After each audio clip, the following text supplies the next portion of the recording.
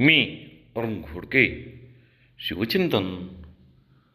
मुघलशाही आणि शिवशाही या दोन भिन्न विचारधारा होत्या.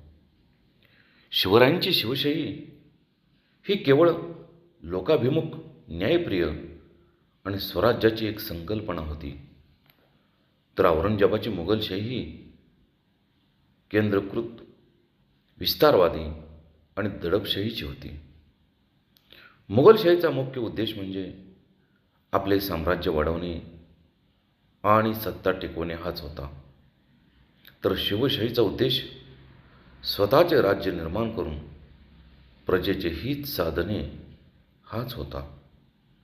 मुघलशाही पूर्ण केंद्रीकृत सत्ता, बादशाच्या हाती सर्व अधिकार, प्रजेवर कर आणि नियंत्रण ठेवणे, तर शिवशाहीमध्ये लोकाभिमुख प्रशासन, उत्तम व्यवस्था, न्याय व पारदर्शकता यावरती भर होता.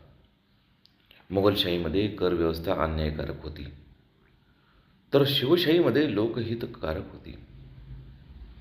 मुघलशाहीमध्ये मोठे सैन्य आणि उघड्या मैदानावरती लढाई पारंपरिक पद्धत होती, तर शिवशाहीमध्ये कमीत कमी सैन्य आणि गनिमी कावा अत्याधुनिक युद्धपद्धती होती. मुघलशाहीचे मध्ये मोठी राजवाडे, राजेशाही जीवनपद्धती, तर शिवशाहीमध्ये साधे राहणीमान होते. मुघलशाहीमध्ये सत्ता टिकवणे हा एकमेव ध्यास होता, तर दुसरीकडे शिवशाहीमध्ये स्वाभिमान जागवण्याचा ध्यास होता. मुघलशाहीने राज्य जिंकले, तर शिवशाहीने मने जिंकले.